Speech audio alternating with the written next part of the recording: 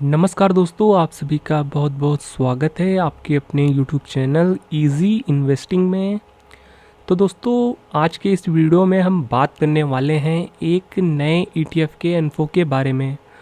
और ये जो नया ईटीएफ मार्केट में आया है, एक ऐसे इंडेक्स का ईटीएफ आया है जिस इंडेक्स का ईटीएफ अभी तक कोई भी मार्केट में लिस्टेड नहीं था।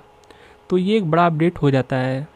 तो चलिए देख लेते हैं ये कौन से नए इंडेक्स का ईटीएफ है और कौन सी नई इन्वेस्टमेंट अपॉर्चुनिटी एक तरीके से मार्केट में खुलती हुई देखने को मिल रही है।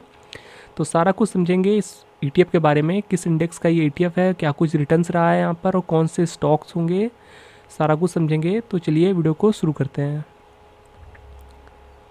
तो जैसा कि आप देख पाएंगे, मिराज एसेट की वेबसाइट पर हम आ चुके हैं और बताना चाहेंगे कि मिराज एसेट म्यूचुअल फंड ने यहाँ पर लॉन्च कर दिया है Nifty India infrastructure and logistic ETF.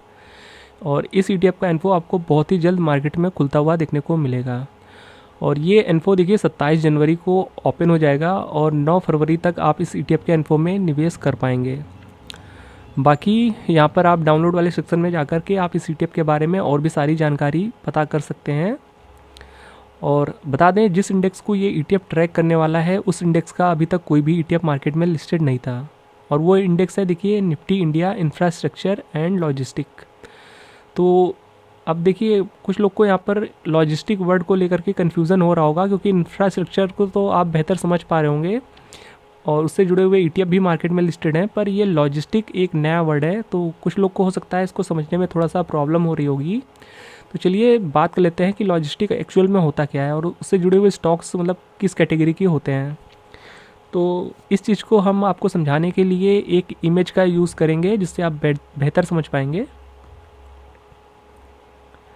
तो देखिए, आप यहाँ पर एक इमेज देख रहे हैं जहाँ पर कि आप देख सकते हैं कि जो एक पर्टिकुलर कोई भी प्रोडक्ट होता है तो वो एंड यूज़र तक पहुँचने यानी कंज्यूमर तक पहुँचने में या कस्टमर तक पहुँचने में कई सारे फेजेस से होकर गुजरता है। लाइक यहाँ पर रॉ मटेरियल सप्लाई से लेकर के फिर मैन्युफैक्चरर तक पहुँचता है, फिर डिस्ट्रीब्यूटर से होलसेलर, होलसेलर से लेकर रिटेलर और रिटेलर से लेकर एंड यूज़र तक पहुँचता है, यानी जो उसका कंज्यूमर होता है या कस्टमर होता है।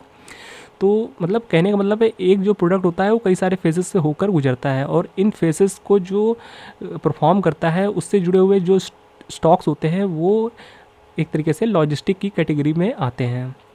तो उम्मीद है आप समझ गए होंगे कि लॉजिस्टिक एक्चुअल में होता क्या है, उससे जुड़े हुए कैसे स्टॉक्स होते हैं और किस कैटेगरी के स्टॉक्स होते हैं।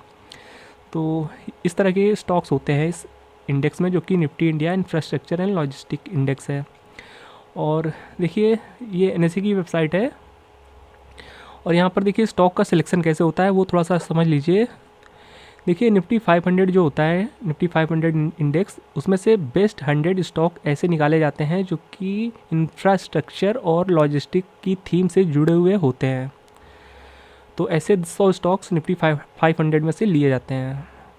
और नीचे आएंगे तो यहाँ पर आपको थोड़ा सा दिखा दें आपको सेक्टोरल डिस्ट्रीब्यूशन, जो कि कैपिटल गुड्स का 26.4% वेटेज होता है इस इंडेक्स में और पावर का 20.11% वेटेज होता है, कंस्ट्रक्शन मटेरियल्स का 13.01% वेटेज और सर्विसेज का 10.82%, टेलीकम्युनिकेशन 9.52%, रियलिटी 7.39% और कंस्ट्रक्शन का वेटेज 8.35% होता है और ऑयल एंड गैस का 4.39% कह सकते हैं, इतना वेटेज होता है।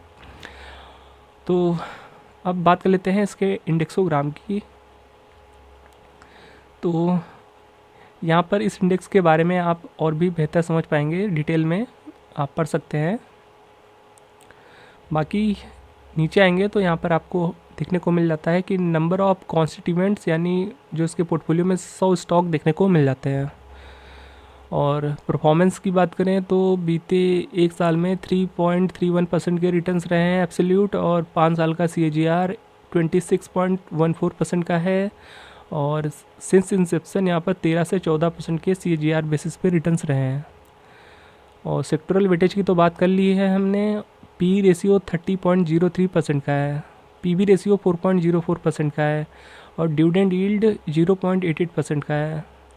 बाकी यहाँ पर आप जो इसमें टॉप 10 कंपनीज़ हैं उनका नाम और उनका वेटेज आप यहाँ पर देख सकते हैं। नीचे आएंगे तो आपको इसका चार्ट वगैरह देखने को मिल जाएगा, जो कि दिसंबर 31 तक का ये डेटा है। और नीचे आएंगे तो आपको यहाँ पर इसके इंडेक्स के रिगार्डिंग और भी चीज़ें पढ़ने को मिल जाएंगी। तो इस तरीके का कुछ है ये इंडेक्स, और यहाँ पर रिटर्न्स वगैरह और पोर्टफोलियो वगैरह हमने आपको दिखा दिया है। और बहुत ही जल्द इसका इन्फो मार्केट में खुलेगा और उसके कुछ दिनों बाद इसकी लिस्टिंग हो जाएगी।